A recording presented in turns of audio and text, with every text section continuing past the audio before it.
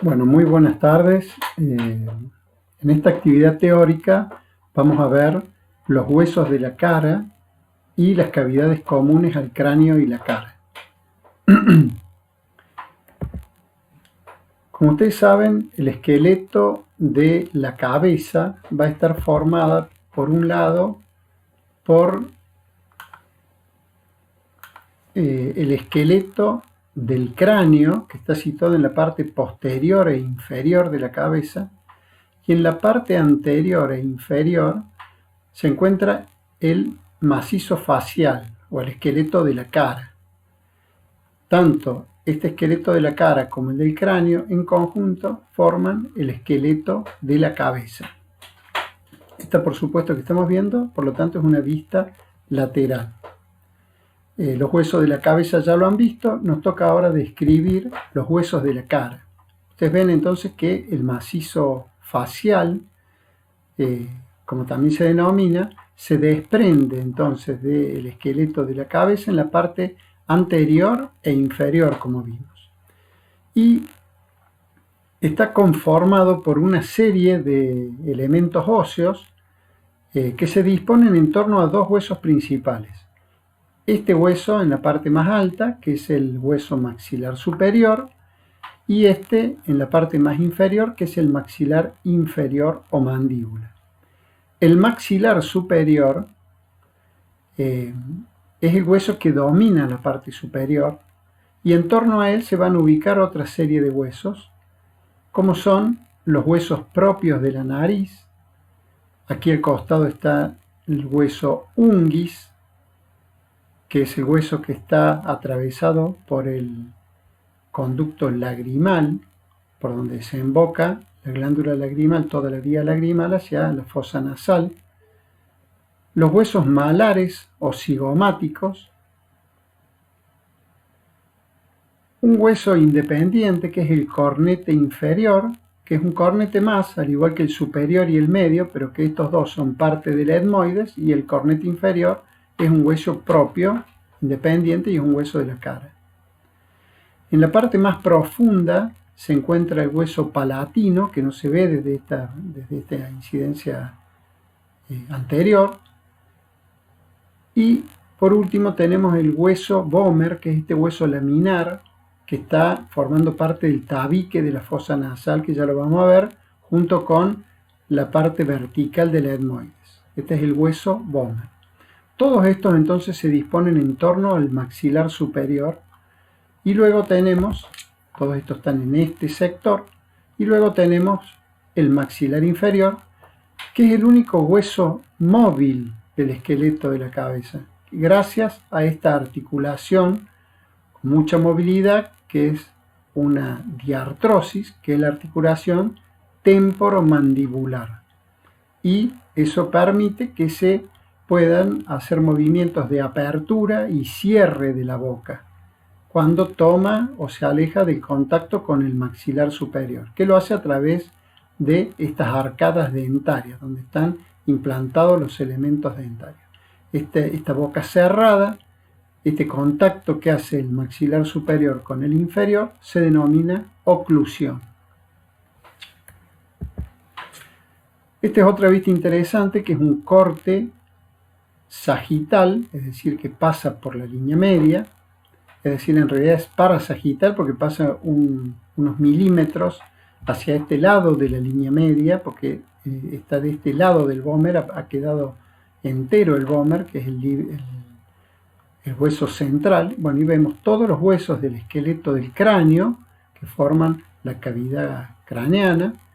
Vemos este en amarillo, que es el etmoides, este que es el vomer. Bueno, y todo esto sería el macizo facial. Esta es otra vista desde la cara inferior, donde vamos a tener, bueno, los huesos del cráneo nuevamente en este sector, el temporal, el esfenoides.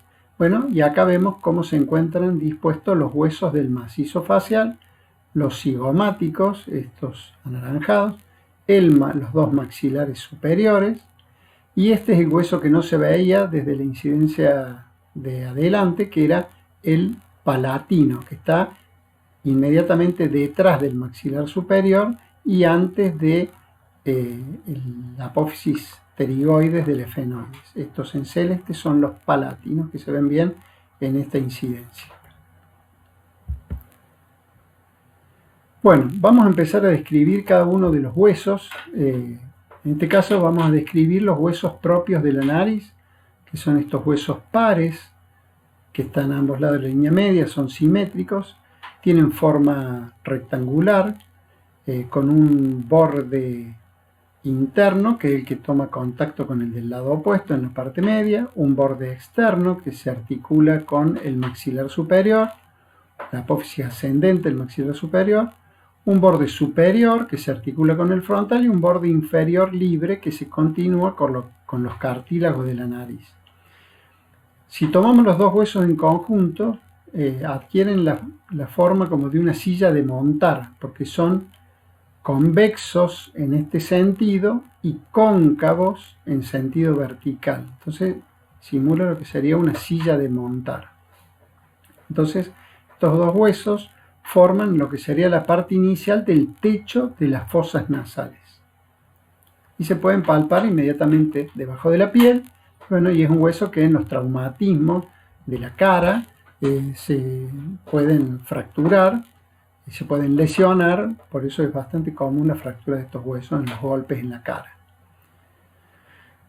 Después tenemos otro hueso que es el hueso cigomático o malar.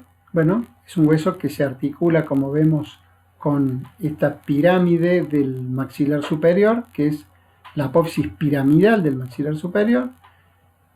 Entonces ahí está articulado el hueso cigomático, que va a tener este cuerpo y va a tener estos bordes y estos ángulos. Entonces vamos a poder decir que tiene un borde anterosuperior que va a formar parte del reborde de la órbita, parte de la pared externa, va a formar parte de la pared externa de las órbitas.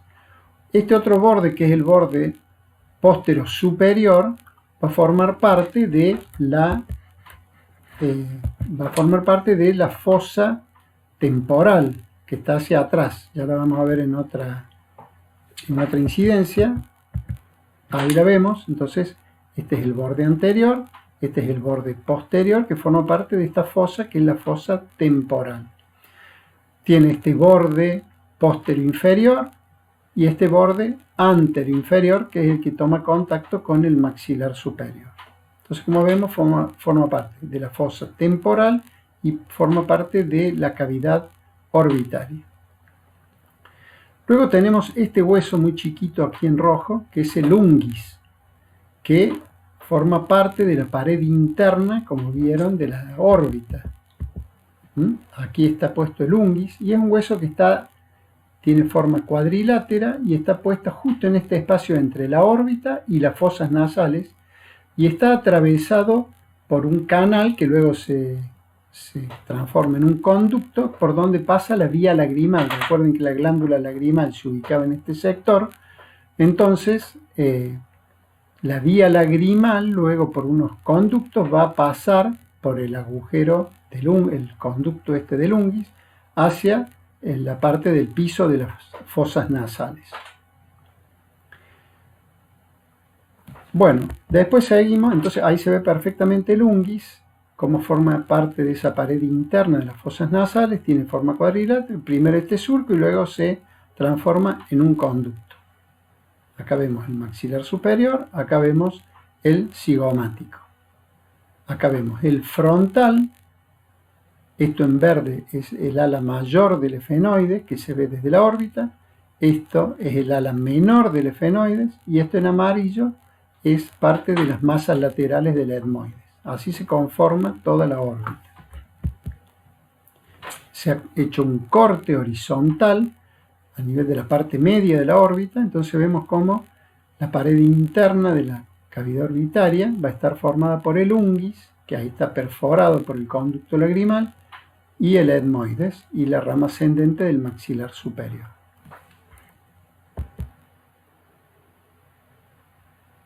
Bueno, en esta imagen es este corte que se ha hecho un corte coronal que pasa por el medio de la órbita, entonces se ve perfectamente las características de las paredes de la órbita, el etmoides, cómo está enclavado en ese sector, entre medio de las dos órbitas y en la parte alta de las fosas nasales, los cornetes superior y medio, que corresponden al etmoides, y este es el cornete inferior, que es un hueso propio de la cara, que ahora lo vamos a describir, que está en la pared externa de la órbita, de la fosa nasal, y este en rojo es otro hueso laminar de la cara, que es el vómer, que también ya lo vamos a describir. Y vemos cómo el maxilar superior tiene el seno maxilar superior, que es una cavidad neumática que hace que, tenga una pared muy delgada, su pared superior, que es la que lo separa de la órbita, y que es una pared que muchas veces se puede lesionar con algún traumatismo, y entonces el contenido de la órbita tiende a descender y a ubicarse en este seno. Por eso hay que repararlo quirúrgicamente para devolver las estructuras a la normalidad. Bueno, ese hueso vómer, acá tenemos una vista lateral del vómer, una vista anterior del vómer. Vemos que tiene forma laminar, es como una lámina con un borde superior, un borde inferior, un borde posterior y un borde anterior. Se ubica formando parte de lo que es el tabique de las fosas nasales. El tabique entonces estaría formado en la parte más posterior por el vómer. Entonces ven que el borde inferior llega al paladar, el borde superior llega al cuerpo del efenoides, un borde posterior que es libre y que es la finalización de las fosas nasales, y un borde anterior que se continúa con la lámina vertical del etmoides, formando estas dos estructuras más el cartílago nasal, el tabique de las fosas nasales. Luego tenemos este otro hueso, que es el cornete inferior. Bueno, en este caso es una imagen con un corte sagital, en realidad es parasagital porque no pasa exactamente por la línea media que está el tabique, sino que está hecho unos milímetros después del tabique, por eso se saca y se puede ver esta pared, que es la pared externa de las fosas nasales. Entonces dijimos que en esta pared externa de las fosas nasales estaban el cornete superior y el medio, que correspondían al etmoides, y el cornete inferior, que es un hueso propio por sí mismo, que es un hueso de la cara. Entonces, bueno, aprovechamos esta imagen para describirla y para poder entender la disposición y la relación que tienen estos huesos entre sí. El hueso propio de la nariz, que dijimos que era la parte inicial del techo de las fosas nasales. Este es el unguis, que dijimos que comunicaba la órbita que estaría del otro lado con las fosas nasales, atravesado por el conducto lagrimal, las masas laterales del etmoides con sus dos cornetes, el maxilar superior, y atrás del maxilar superior, este hueso está entre el maxilar superior y la apófisis pterigoides del efenoides, que es el hueso palatino, que también ahora lo vamos a describir. Y en la parte por debajo de los dos cornetes superior y medio, el cornete inferior.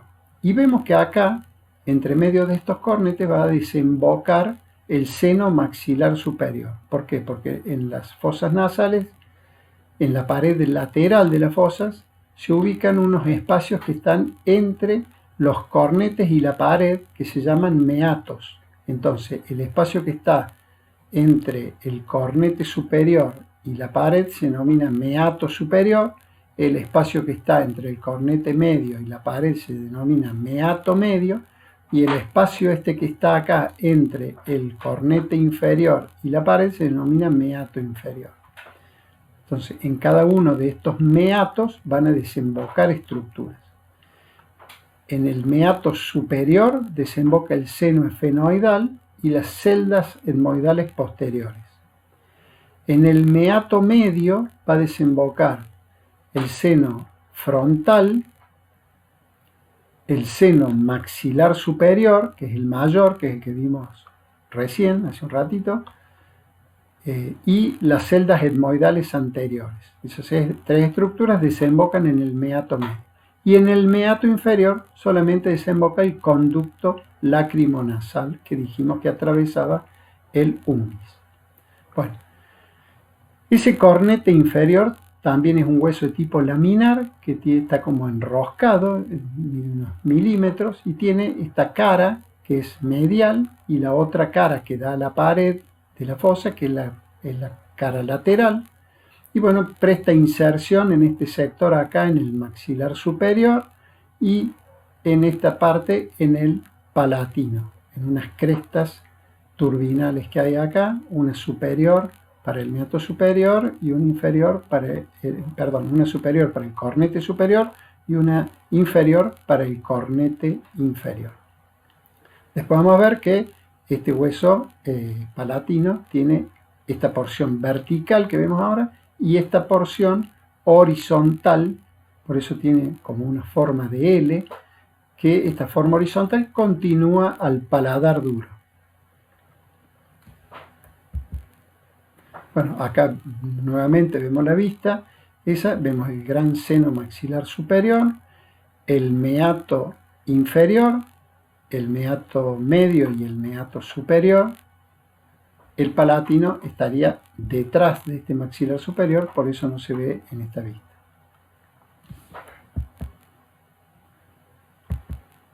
Bueno, entonces el hueso palatino es un hueso que tiene forma de L, que tiene una porción horizontal que continúa con la apófisis palatina del maxilar superior, que ya lo vamos a ver, y una porción vertical que tiene un borde anterior que toma contacto con el maxilar superior, un borde posterior que toma contacto con la apófisis pterigoides del efenoides y un borde superior que tiene dos apófisis, una apófisis acá efenoidal y adelante una apófisis que llega hasta la órbita. Cuando veamos la órbita vamos a ver que esta puntita llega hasta la órbita, se llama apófisis orbitaria. Y entre medio queda una escotadura que se cierra por un conducto que es el conducto efenopalatino.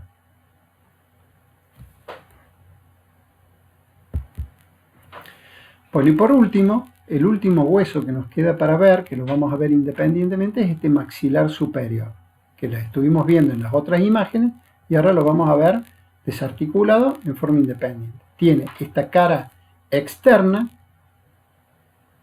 esta cara inferior y esta cara interna, es decir, visto desde el interior de las fosas nasales. En la cara externa se va a ver un borde inferior donde va a haber unas cavidades que se denominan alvéolos, que es donde se van a ir a implantar los elementos dentarios. Tienen distintas características, están orificios para los dientes incisivos, para el canino, para los premolares y para los tres molares. Entonces algunos tienen una sola cavidad porque tienen una sola raíz y otros tienen dos y otros tienen tres o cuatro como los molares. Luego tenemos un borde medial que se articula con el maxilar del otro lado. Tiene esta escotadura que es el orificio anterior de las fosas nasales. Tiene esta parte que se eleva que es la apófisis ascendente que ya vimos recién del maxilar superior. Esta parte que es el reborde orbitario, la parte interna del reborde orbitario, la apófisis piramidal que dijimos que se articulaba con el cigomático malar y esta parte posterior que se llama tuberosidad del maxilar superior que luego va a estar tomando contacto con la apófisis pterigoides del palatino. Perdón, la apófisis pterigoides del esfenoides. Bueno, en esta imagen inferior vemos desde la cara inferior, es decir, vemos el paladar, la bóveda palatina que está formada por la apófisis palatina del maxilar superior y atrás la porción horizontal, como dijimos, de los huesos palatinos. y la arcada dentaria. Entonces vemos como detrás del maxilar superior está el palatino y más detrás, ya en la parte final, las apófisis pterigoides del efenoides. Esta es la vista interna, donde vemos acá, esta imagen ya la vimos anteriormente, pero se le ha retirado el cornete inferior, se le ha retirado las masas laterales del etmoides que están puestas en este sector, se ha retirado el ungis que está puesto en este sector y solamente se ve el maxilar superior y el hueso palatino. Y acá la gran abertura del seno maxilar superior. En la unión del tercio inferior con los dos tercios superiores se desprende esta apófisis, que es esta misma que vemos acá, que es la apófisis palatina, que al unirse con la del lado opuesto forman todo lo que es el paladar óseo y que en la última parte, atrás, se continúa con la porción horizontal del palatino.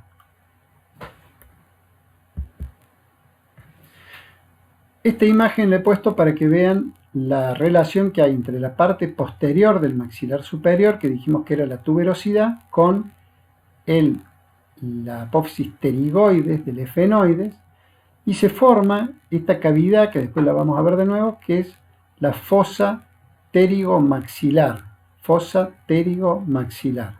y que en la parte esta acá, hacia la parte interna, también está cerrada o apoyada por el hueso palatino, la porción vertical del palatino. Pero esta sería la fosa pterigomaxilar. Bueno, imágenes que ya hemos visto. Bueno, y por último vamos a describir el maxilar inferior. Dijimos que el maxilar inferior, gracias a la articulación temporomaxilar, se puede mover, es una articulación, una diartrosis con mucha movilidad, y toma contacto con el maxilar superior también a través de su arcada dentaria, que está en el borde superior de la porción horizontal del hueso, porque este hueso tiene una forma de herradura abierta hacia atrás, que es la parte del cuerpo del hueso, y después en la parte de atrás tiene dos ramas ascendentes o ramas montantes. Entonces, cuerpo y ramas ascendentes o ramas montantes. En el cuerpo se le puede describir una cara externa, que se puede tocar debajo de la piel, que es esta, donde se insertan una serie de músculos faciales, que ya vamos a ver, y hay un accidente importante acá, que es el agujero mentoniano, por donde sale el nervio mentoniano para dar inervación sensitiva al labio. Un borde inferior redondeado que se palpa debajo de la piel y un borde superior en donde se encuentran los alveolos dentarios para la implantación de los distintos elementos dentarios del maxilar inferior. La cara interna es esta que vemos acá, tiene una línea oblicua que se llama línea oblicua interna. En la parte externa también está la línea oblicua externa. Entonces, cara interna, línea oblicua interna, donde se va a insertar el músculo miloioideo, que es el músculo diafragma, el que cierra el piso de la boca, y en la parte más posterior el músculo constrictor superior de la faringe. Y después hay una depresión acá donde se aloja la glándula submaxilar, que es una glándula salival, y otra aquí por arriba del miloioideo, que es la glándula sublingual. Y presenta acá unas apófisis en la línea media, que se llaman apófisis geni. Hay dos geni superiores para la inserción de los músculos geniogloso y dos inferiores para la inserción de los músculos genioideos, músculos que van de ahí al ioides, que estaría por aquí abajo. Con respecto a las ramas ascendentes de este maxilar inferior, vamos a ver que tiene una cara interna, una cara externa, un borde anterior, un borde posterior, un borde inferior y un borde superior. En la cara externa se va a insertar básicamente el músculo macetero, que es uno de los músculos masticatorios. Los 4 músculos masticatorios obviamente que se van a insertar en la mandíbula. Entonces, el macetero en la cara externa. En la cara interna, en este sector, se va a insertar otro de los músculos masticatorios, que es el músculo pterigoideo interno.